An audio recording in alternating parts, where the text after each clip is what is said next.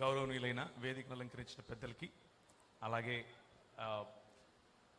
Nobel Praveen గారు, షాలేం గారు, ఇలా ఇండాలజీ ఈ కాన్ఫరెన్స్ను నిర్వహిస్తున్నటువంటి ప్రతి నిర్వాహక బృందానికి, అలాగే ఈ ప్రిమైస్ ఇచ్చినటువంటి మరి గౌరవనీయుల అపోస్తలులు శరత్ భూషణ్ గారికి, మరి వచ్చినటువంటి అనేకమైనటువంటి పాస్టర్లు, అలాగే దైవ సేవకులు, దేవుని సంఘంలోని యువత, ప్రతి ఒక్కరికి కూడా పేరు పేరున ఉదయకాల సమయంలో మీకు శుభములు తెలియజేస్తున్నాను.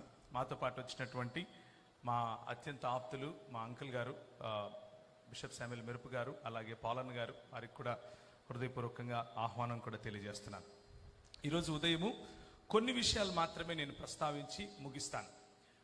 ఇది ప్రైమరీగా రాబోయేటటువంటి సెషన్స్కి, లేకపోతే మనము చర్చించుకోబోయేటటువంటి అంశాలకు కేవలము ఒక పునాదిలాగా మాత్రమే ఉంటుంది. ఈ పునాది పైననే రోజంతా మనం చర్చించుకుంటాం. నేను తిరిగి ఆఖరి సెషన్ మాట్లాడతాను. ఆఖరి సెషన్లో మన స్పందన ఎలా ఉండాలి అన్న విషయాన్ని కూడా నేను ప్రస్తావిస్తాను. ఇలాంటి చరిత్రను ఒకసారి లేకపోతే చరిత్రను త్రవ్వి ఎలాంటి పరిస్థితుల గుండా మన పెద్దలు వచ్చారు, ఎలాంటి పరిస్థితుల గుండా మన పెద్దలు ఈ దేశంలో బ్రతికారు, ఎలాంటి ఊడిగంలో బ్రతికిన తరువాత ఎలాంటి స్థితిలో ఇప్పుడు ఉన్నారు అన్నటువంటి ఈ చరిత్రను చదివే సమయంలో ప్రభు మనకు కృపనిస్తే తప్ప, ప్రభు మనకు బలమిస్తే తప్ప, ప్రభు మనకు తోడుగా ఉండి ఆయన యొక్క మాటలు మనకు తోడుగా ఉండి ప్రేమలో మనల్ని బలపరిస్తే తప్ప మనకు మిగిలేది ఉక్రోషం, మనకు మిగిలేది కోపం, మనకు మిగిలేది అత్యంతమైనటువంటి చెప్పాలి అని అంటే తిరుగుబాటుతనం మనకు మిగులుతుంది. కానీ ప్రియమైనటువంటి దైవజనులారా, దేవుని వాక్యంలో నుంచి అలాగే ఒక చిన్న ప్రార్థన ద్వారా ముందుకు వెళ్ళటానికి ముందు సవినయంగా నేను మనవి చేసేది ఏమిటి అనంటే, ఈ ప్రోగ్రాం యొక్క ముఖ్య ఉద్దేశం మీలో ఉన్న భావనలను రెచ్చగొట్టడం కాదు, మీలో ఒక రకమైనటువంటి ఉద్వేగాన్ని తీసుకుని రావటం కాదు, మీలో ఒక రకమైనటువంటి తిరుగుబాటు మనస్తత్వాన్ని రెచ్చగొట్టడం కాదు.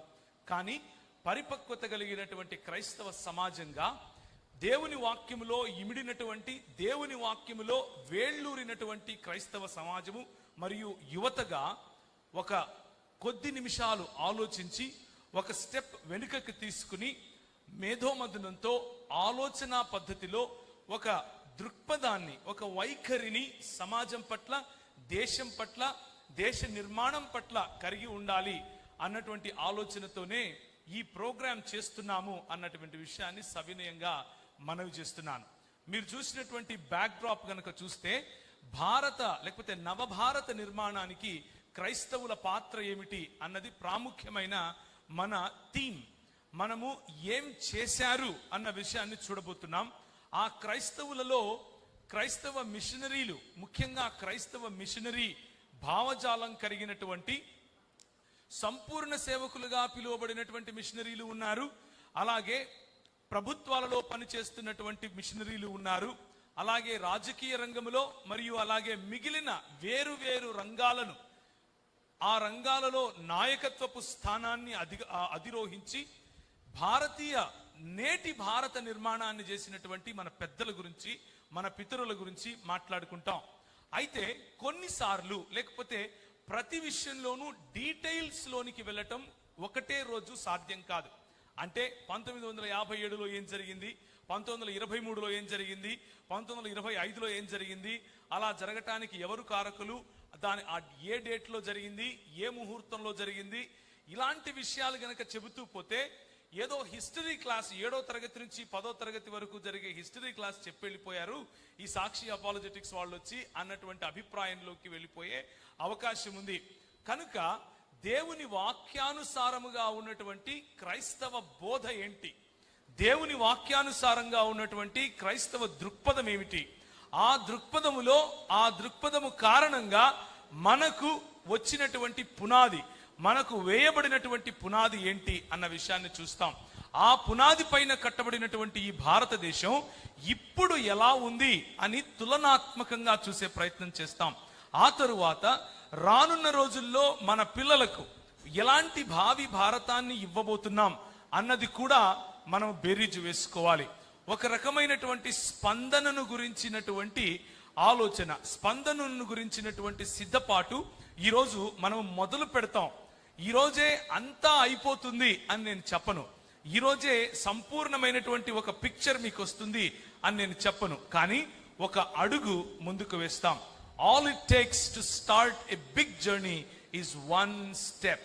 ఒక పెద్ద ప్రయాణాన్ని మొదలు పెట్టాలంటే కూడా మొట్టమొదటిగా ఒక చిన్న అడుగు వేస్తేనే అది మనకు సాధ్యం అవుతుంది. ఎందుకు ఇండాలజీ అన్నటువంటి కాన్ఫరెన్సెస్ పెట్టాల్సి వచ్చింది? అసలు ఇండాలజీ అంటే ఏంటి?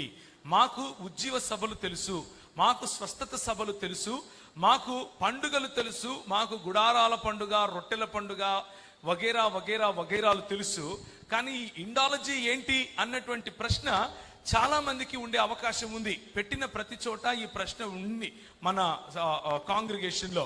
కనుక ఒక 2 నిమిషాల్లో దాని గురించినటువంటి వివరణ ఇచ్చే ప్రయత్నం చేస్తాను. ఇండాలజీ అన్న పదానికి శబ్దార్థము లేకపోతే నిఘంటు అర్థం గనక తీసుకుంటే భారతదేశమును గురించినటువంటి అధ్యయనము అని అర్థం. బయాలజీ అంటే జీవమును గురించినటువంటి అధ్యయనము, అలాగే ఇండాలజీ అంటే ఇండియాను గురించినటువంటి అధ్యయనము అని అర్థం. కనుక మనము చరిత్రలో ఈ భారతదేశం ఎలాంటి స్థితుల గుండా, ఎలాంటి గతుల గుండా వెళ్ళింది, ఆ స్థితిగతులలో నాయకత్వమునిచ్చి ఈ భారతదేశాన్ని ముందుండి నడిపించిన వారెవరు, ఏ భారతదేశంలో మనము దాసులముగా, దస్యులముగా లేకపోతే రాక్షసులముగా ఉన్నాము, ఏ దేశంలో మనకు ఓటు హక్కు వచ్చి మనము మనుషులమే అన్నటువంటి స్థితికి వచ్చాము.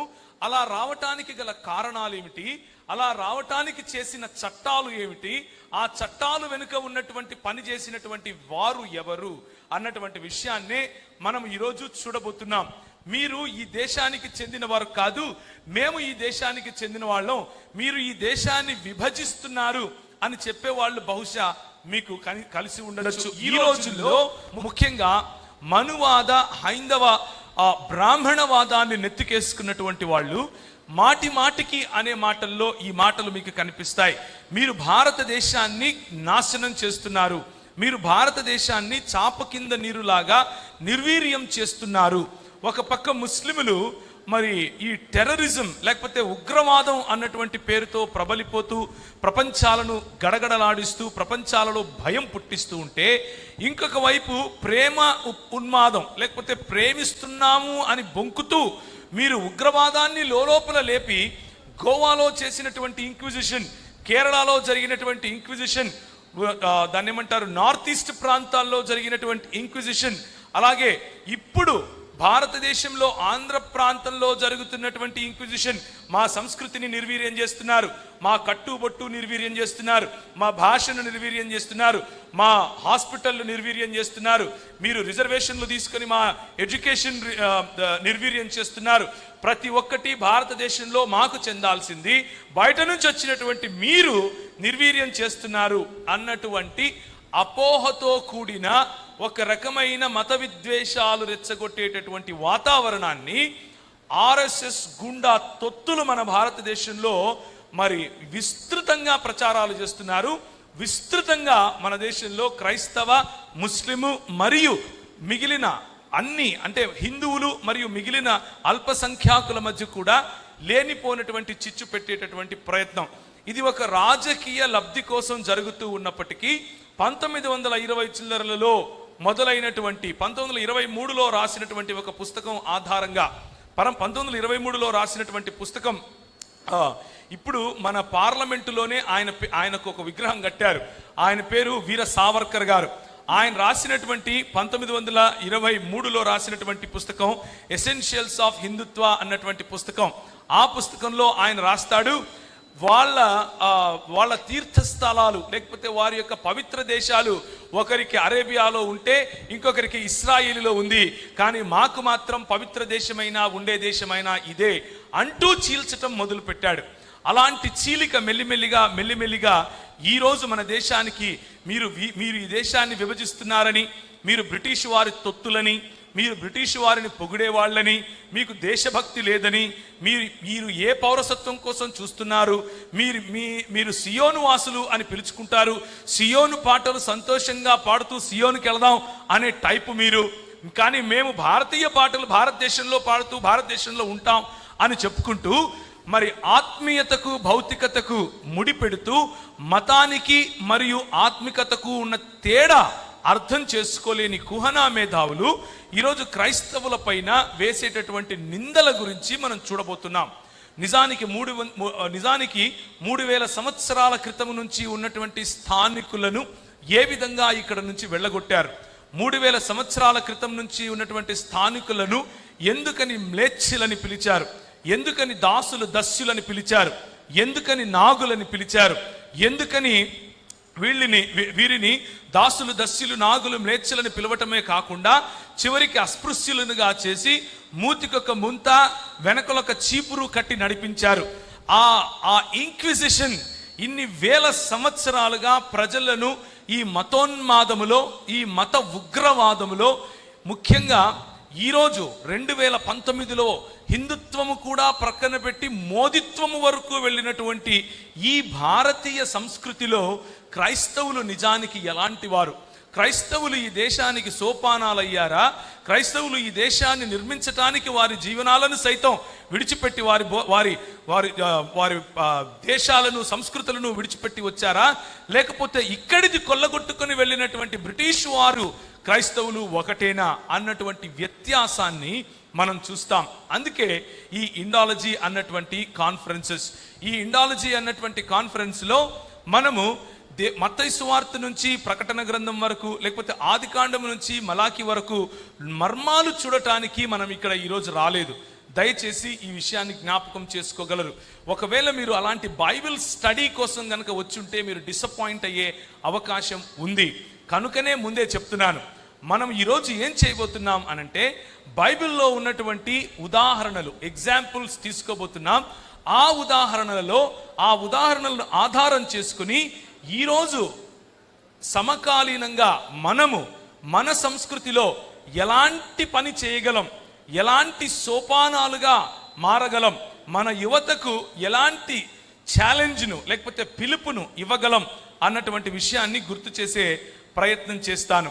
కనుక స్థానికులు ఎవరు, మరి బయట నుంచి వచ్చిన వారెవరు అన్నటువంటి విషయం పైన నవీన్ వడ్డే గారు మనతో మాట్లాడతారు. ఆ తర్వాత మన దేశంలో ఎంత మాత్రము పనికిరానటువంటి వారము లేకపోతే విభజిస్తున్న వారము, మన దేశంలో ఉన్నటువంటి సంస్కృతిని పాడు చేశాము అన్నటువంటి అభియోగాన్ని ఛేదిస్తూ నిజానికి మనం సంస్కృతిని దేశాన్ని పాడు చేశామా లేకపోతే నిజంగా నిర్మించామా అన్నటువంటి తులనాత్మకమైన అధ్యయనాన్ని జార్జ్ గారు చేస్తారు. అలాగే మొన్నగా రిలీజ్ అయినటువంటి ఒక మతతత్వమైనటువంటి చర్యగా యేసుక్రీస్తును దూషించటానికి తీయబడినటువంటి కొన్ని రెచ్చగొట్టేటటువంటి షార్ట్ ఫిలిమ్స్ కు సమాధానంగా ఇంకొక సహోదరుడు రవీంద్ర గారు చెబుతారు. అలాగే సాంబశివరావు గారు, మరి ఆయనను మీరు యూట్యూబ్లో కూడా చూస్తూ ఉండే అవకాశం ఉంది. ఆయన మన మధ్యలో ఏ విధంగా మనం ఈ రోజుల్లో ఎదుర్కొంటున్నాం, ఏ విధంగా ఎదుర్కోవటానికి సిద్ధపాటు కలిగి ఉండాలి అన్నటువంటి ఆలోచనలను కూడా మన మధ్య ఇస్తారు. చివరిగా నేను వాటన్నిటినీ సమీకరించి వాటన్నిటికీ ఒక సారాంశముగా మన స్పందన ఎలా ఉండాలి అన్న విషయాన్ని చూపించే ప్రయత్నం చేస్తాను. ఒక మాట చెప్పి నేను ముందుకెళ్లేందుకు ప్రయత్నం చేస్తాను. అలాగే మైక్ను నా తర్వాత వచ్చేటటువంటి సహోదరులకు ఇస్తాను. ఒకసారి 2వ కొరింథీయులకు రాసినటువంటి పత్రిక, అపోస్తలుడైన పౌలు రాసినటువంటి కొరింథీయులకు రాసినటువంటి 2వ పత్రిక 10వ అధ్యాయం. ఇది చాలా మందికి నోటికి వచ్చి ఉంటుంది. ఈ వాక్య భాగం చాలా మంది చాలాసార్లు చదివి ఉండే అవకాశం ఉంది. 2వ వచనం నుంచి, శరీరము ప్రకారము నడుచుకున్న వారమని మమ్మును గూర్చి కొందరు అనుచున్నారు కారా, అట్టివారి ఎడల నేను తెగించి కాఠిన్యము చూపవలనని తలంచుకొనుచున్నాను గాని నేను వచ్చినప్పుడు అట్లు కాఠిన్యము చూపకుండానట్లు చేయుడని నేను మిమ్మును బతిమాలుకొనుచున్నాను. మేము శరీరధారులమై నడుచుకొనుచున్నను, శరీర ప్రకారము యుద్ధము చేయము. మా యుద్ధోపకరణములు శరీర సంబంధమైనవే కానీ శరీర సంబంధమైనవి కావు గాని దేవుని ఎదుట దుర్గములను పడద్రోయజాలనంత బలము గలవై ఉన్నవి. మేము వితర్కములను దేవుని గూర్చిన జ్ఞానమును అడ్డగించు ప్రతి ఆటంకమును పడద్రోసి ప్రతి ఆలోచనను క్రీస్తుకు లోబడినట్లు చెరపట్టి మీరు సంపూర్ణ విధేయతను కనపరచినప్పుడు సమస్తమైన అవిధేయతకు ప్రతిదండన చేయ సిద్ధపడి ఉన్నాము. ఈ సిద్ధపాటులో మొదటి మెట్టే ఈ ఇండాలజీ అన్నటువంటి కాన్ఫరెన్స్. ఈ కాన్ఫరెన్స్ లో మన భారతదేశంలో విధేయతకు, దేవుని రాజ్య విధేయతకు ఎలాంటి పనులు మనం చేశాము, మన పెద్దలు చేశారు, అలాంటి పనులు మనం ఏమి చేయగలము, ఇప్పుడు ఎలాంటి పరిస్థితుల్లో ఉన్నాము అని చూడబోతున్నాం. అయితే ఒక విషయాన్ని ఈ వాక్యము మనకు గుర్తు చేస్తుంది. యేసు క్రీస్తు ప్రభువే నిజమైన దేవుడు అని నమ్మిన భావజాలములో ఉన్న ప్రతి ఒక్కరూ ఆ భావజాలమును నమ్మిన మరుసటి నిమిషము నుండే వారికి తెలిసినా తెలియకపోయినా, వారు ఒప్పుకున్నా ఒప్పుకోకపోయినా ఒక యుద్ధం అనే వాతావరణంలో ఉన్నాం అన్నది సత్యం. ఈ యుద్ధం అనే వాతావరణాన్ని మరి we are fighting with powers and principalities of the air. మనము ఆకాశ సంబంధమైన అంధకార సంబంధముకు దురాత్మ సమూహాలతో పోరాడుచున్నాం అని దేవుని వాక్యం మనకు గుర్తు చేస్తుంది. ఈ పోరాటము మనుష్యులను ఎదుర్కొనేది కాదు.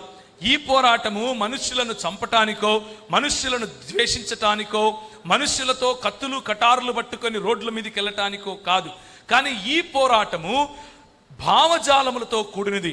ఏ వ్యక్తి అయితే నిన్ను దూషిస్తున్నాడో, ఏ వ్యక్తి అయితే నిన్ను అణగార్చాలని ప్రయత్నం చేస్తున్నాడో, ఏ శక్తి అయితే, ఏ సంస్థ అయితే నిన్ను అణచిన వారి జాబితాలో ఉంచే ప్రయత్నం చేస్తుందో, ఆ సంస్థ, ఆ వ్యక్తి వెనుక నడుస్తున్నటువంటి భావజాలముతో మన పోరాటం వ్యక్తులతో కాదు, మన పోరాటం భావజాలముతో అని గుర్తుంచుకోవాలి.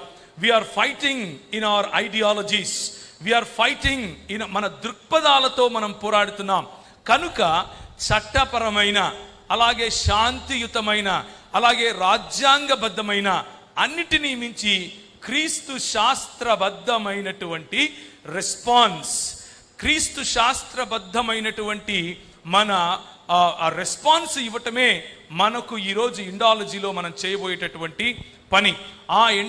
ఆ రెస్పాన్స్ను ఏ విధంగా మనం కూడగట్టాలి, ఆ రెస్పాన్స్ను, ఆ ప్రతిస్పందనను మనం ఏ విధంగా తెలియచేయగలగాలి, ఏ విధంగా ప్రజలలోకి తీసుకుని వెళ్ళాలి, ఏ విధంగా క్రైస్తవ సమాజం ఈ దేశానికి చేసిన మేలుల గురించి చర్చించాలి, నేషనల్ లెవెల్ ప్లాట్ఫామ్స్లో చర్చించాలి, ఇంటర్నేషనల్ లెవెల్ ప్లాట్ఫామ్స్లో చర్చించాలి.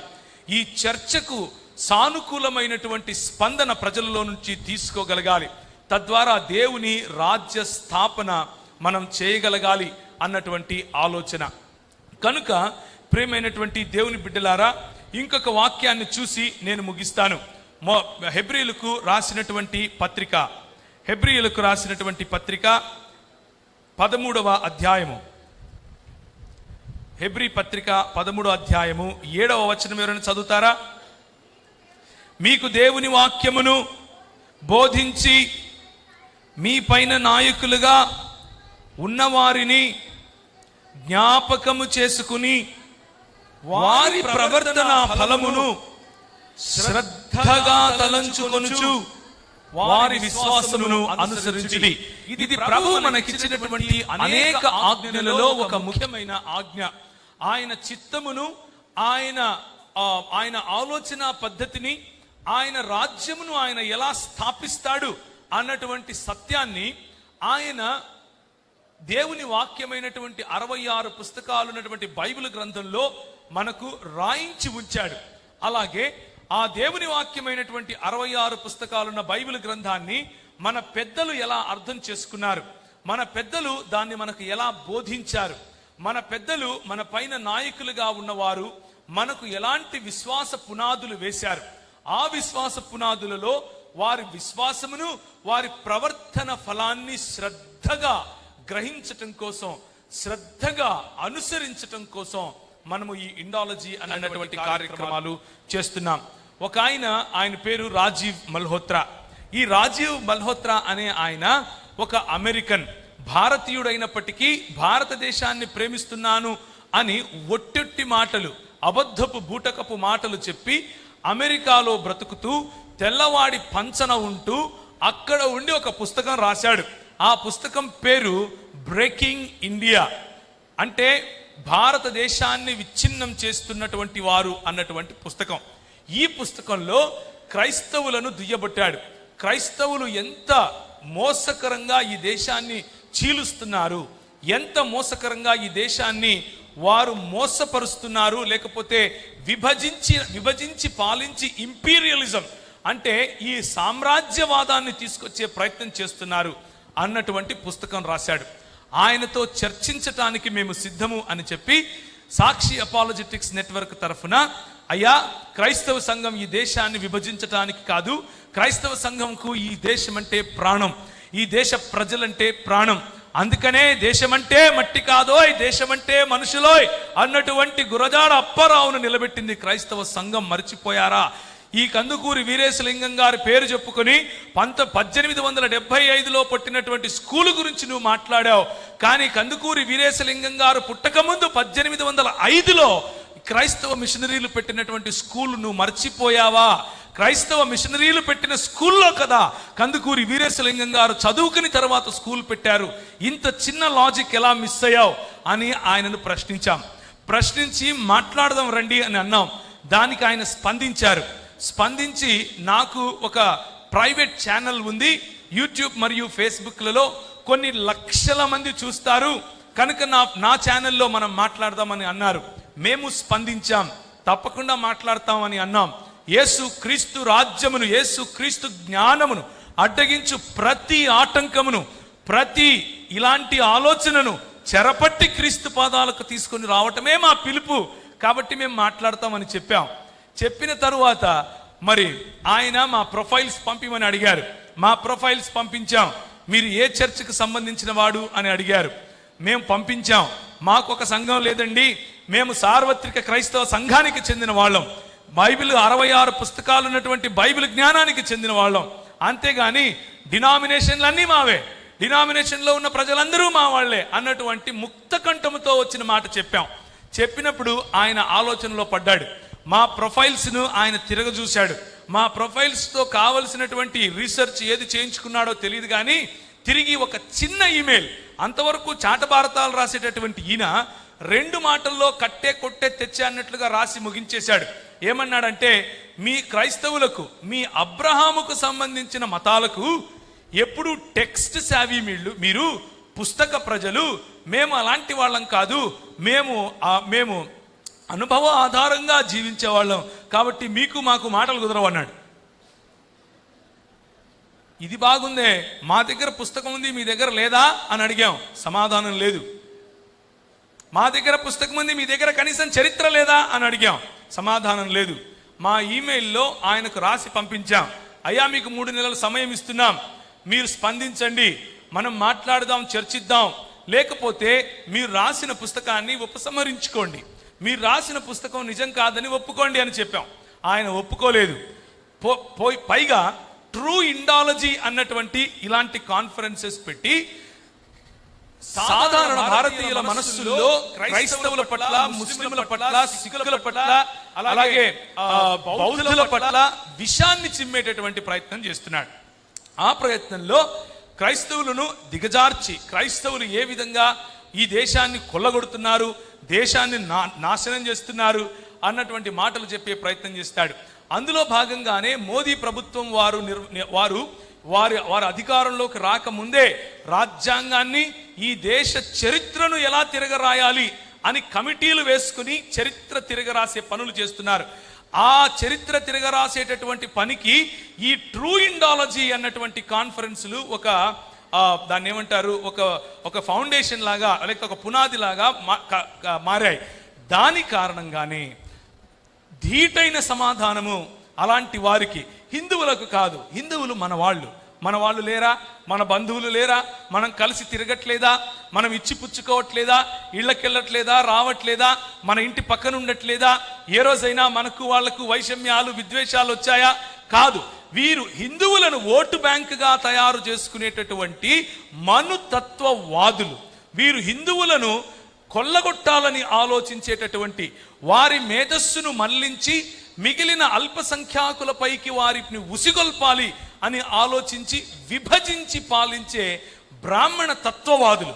అలాంటి వారికి ధీటైన సమాధానం చెప్పటం కోసమే మాకు ట్రూ ఇండాలజీలు అక్కర్లేదు, ఆల్రెడీ ఉన్న చరిత్ర చాలు. ఆల్రెడీ ఉన్న చరిత్రలో భారతదేశ అధ్యయనాన్ని చేస్తాం. భారతదేశ అధ్యయనంలో ఇప్పటికి మొన్నటికి మొన్న నేను చిన్నప్పుడు చదువుకునేటప్పుడు చరిత్రలో చెప్పేవాళ్ళు ఈ దేశంలో ఒక మదర్ తెరిసా గురించి చెప్పేవాళ్ళు, ఈ దేశంలో విలియం కేరీ గురించి చెప్పేవాళ్ళు 7వ తరగతి స్కూల్లో, ఈ దేశంలో మొఘళ్ళు గురించి చెప్పేవాళ్ళు, ఔరంగజేబు గురించి చెప్పేవాళ్ళు, అక్బర్ గురించి చెప్పేవాళ్ళు. ఇలా భిన్నత్వముతో కూడినటువంటి శివాజీ గారి గురించి చెప్పేవాళ్ళు, కృష్ణదేవరాయల గురించి చెప్పేవాళ్ళు. భిన్నత్వంతో కూడినటువంటి ఏకత్వాన్ని తీసుకొచ్చే ప్రయత్నము ఈ చరిత్ర చేసింది, అది నిజము కూడా. కానీ ఇప్పుడు వచ్చినటువంటి ప్రభుత్వాలు ఏం చేస్తున్నాయి అనంటే, మొన్నటికి మొన్న 10వ తరగతి ICSE సిలబస్ లో రాస్తారు, క్రైస్తవులు పోలీసు వ్యవస్థను మరియు మిలిటరీ వ్యవస్థను ఉపయోగించుకుని, ఇది ICSE 10th class history book, ఈ పుస్తకంలో రాసింది గవర్నమెంట్ వారు అనుమతించి రాసినటువంటి చరిత్ర. క్రైస్తవులు పోలీసు వ్యవస్థను మిలిటరీ వ్యవస్థను ఉపయోగించుకుని మత మార్పిడులు చేశారు, క్రైస్తవులు బియ్యం ఇచ్చి మత మార్పిడులు చేశారు, క్రైస్తవులు బట్టలు ఇచ్చి మత మార్పిడులు చేశారు. మన పిల్లలకు ఏం బోధిస్తున్నాం? భారతదేశాన్ని క్రైస్తవులు మత మార్పిడులతో విభజిస్తున్నారు అన్నటువంటి సంకేతాలు ఇచ్చేట్లుగా మన భారతదేశంలోని చరిత్రను వక్రీకరించే పనులు. నా బిడ్డ 7వ తరగతికి వెళుతోంది. ఇప్పుడు 6వ తరగతిలో ఆ అమ్మాయికి ఒకానొక టెక్స్ట్ బుక్ హిందీలో ఏంటంటే రామాయణ కథ. నేను చిన్నప్పుడు ఏవో హ్యూమ్ గారిదో లేకపోతే శ్రీశ్రీ దాన్ని ఏమంటే 10వ తరగతిలో శ్రీశ్రీ గారు రాసినవో లేకపోతే సీనారే గారు రాసినటువంటి కొన్ని పాటలు చదవమని చెప్పేవాళ్ళు, లేకపోతే గురజాడ అప్పారావు గారి యొక్క కథలు చెప్పేవాళ్ళు, కందుకూరి వీరేశలింగం గారి యొక్క నాటకాలు చెప్పేవాళ్ళు, ఇలా ఎన్నో విషయాలు చెప్పేవాళ్ళు. సామాజిక సంస్కర్తల గురించినటువంటి విషయాలు మన టెక్స్ట్ బుక్స్ లో కనిపించేవి. ఈ రోజు ఏం కనిపిస్తున్నాయి అనంటే, మా దేశంలో ఇంతకు ముందు నుంచి పుష్పక విమానాలు ఉన్నాయి, మా దేశంలో మేము DNA టెస్టులు చేశాం, మా దేశంలో ఇలాంటి బూటకపు ప్రచారాలు పిల్లల మనసులతో ఆడుకునేట్లుగా చేస్తున్నారు. ఏ విధంగా ఈ DNA పైన ఇంక్విజిషన్ జరిగింది, ఏ విధంగా భారతీయ ఆత్మను కొల్లగొట్టే, భారతీయ స్పిరిట్ను ఇంక్విజిట్ చేసేటటువంటి పద్ధతులు జరుగుతున్నాయి అన్నటువంటి విషయాన్ని మనం చూడబోతున్నాం. కనుక ప్రియమైనటువంటి దేవుని సంఘమా, ప్రభువు మనకిచ్చినటువంటి పిలుపు ఇవన్నీ విన్న తర్వాత ఉద్వేగాలకు లోనయ్యేది కాదు. ప్రభువు మనకిచ్చినటువంటి పిలుపు ఇవన్నీ విన్న తర్వాత సంయమనం పాటిస్తూ, అందరము కలిసి సమన్వయముతో పనిచేస్తూ, పాలకులతో పనిచేస్తూ, పాలసీ మేకింగ్లో మనం ఉంటూ, చరిత్రను రాయకుండా ఆపుతూ, చరిత్రతో మమేకమైనటువంటి భారతీయ క్రైస్తవ సమాజాన్ని కాపాడుకుంటూ, దానికి సరైనటువంటి దిశాదశ నిర్దేశాలు చేయాల్సినటువంటి నాయకులు ఇక్కడ మీరు కూర్చున్నారు గనుక మీతో చేసేటటువంటి అపీల్ ఇది. ఈ అపీల్ కేవలము ఒక చరిత్రను తెలుసుకుని శబాష్ మంచిగా చేశాం అని ఇంటికి వెళ్ళిపోయేది కాదు. రానున్న రోజుల్లో మనం ఏం చేయబోతున్నాం అన్నటువంటి నిర్ణయాలు కూడా చేసేటటువంటిది. చరిత్రను గురించినటువంటి, అలాగే ఈ మను సంస్కృతిలో జరిగినటువంటి, ఈ విషకోరలు చిమ్మినటువంటి సంస్కృతిలో జరిగినటువంటి ఆగడాలను గురించిన ప్రశ్నలు మీకేవైనా ఉంటే లంచ్ సమయంలో ప్రశ్నలు సిద్ధపరచుకొని ఉండండి. మరి ఆ సమయంలో మనం మాట్లాడుకుని సమాధానాలు తీసుకునే ప్రయత్నము చేస్తాం. మీలో ఉన్నటువంటి చాలా మంది మీ సమయాన్ని వెచ్చించి వచ్చారు కనుక మీ సమయాన్ని గౌరవించి మీ సరైన సమయానికే, కరెక్ట్ సమయానికే ముగించేందుకు ప్రయత్నం చేస్తాం. కనుక దయ ఉంచి భోజనం తర్వాత కూడా అయిపోయింది అని ఎవరు వెళ్ళకండి. భోజనం తర్వాత కూడా ఉండండి. భోజనం తర్వాత కూడా చాలా ఇంట్రెస్టింగ్ సెషన్స్ ఉంటాయి. ఆ తర్వాత ఆఖరిగా నేను మళ్ళీ మాట్లాడుతాను. ఒక చిన్న మాట ప్రార్థించుకుని మొదలు పెడదాం. కృపగలిగిన తండ్రి, ప్రభా, భారతదేశంలో క్రైస్తవ సమాజం ఎలాంటి పనులు చేసింది అన్నటువంటి అధ్యయనం అసలు అవసరమా అన్నటువంటి రోజుల్లో మేము ఉన్నాం. వాళ్ళెవరో చేశారు, ఇప్పుడు మాకేంటి అని ప్రశ్నించే ప్రభా, సంకుచితమైనటువంటి మనస్తత్వంలో మేము ఉండకుండా తెలుసుకుని చరిత్రను రాసే వారిని, సరైన చరిత్రను రాసేవారిగా ఆహ్వానించటం కోసం మీరు మాకు సహాయాన్ని దయచేయండి. సామాజిక స్పృహ కలిగి సమాజంలో ఉన్నటువంటి చెడును తీసివేసినటువంటి మా పెద్దలను పోలి నడుచుకోవటానికి మాకు కృపను దయచేయమని ప్రేమతోనూ సహృదయంతోనూ మా ఇరుగు పొరుగు వారిని ప్రేమించటానికి, వారితో ప్రభువా మమేకం అవ్వటానికి, ఈ భారతదేశాన్ని నిర్మించటానికి మాకు మరొక భాగ్యాన్ని దయచేయమని ఈ చిన్ని ప్రార్థనను ప్రభు అయిన యేసుక్రీస్తు వారి శ్రేష్టమైన నామములో అడిగి వేడుకుంటున్నాము తండ్రి. ఆమెన్.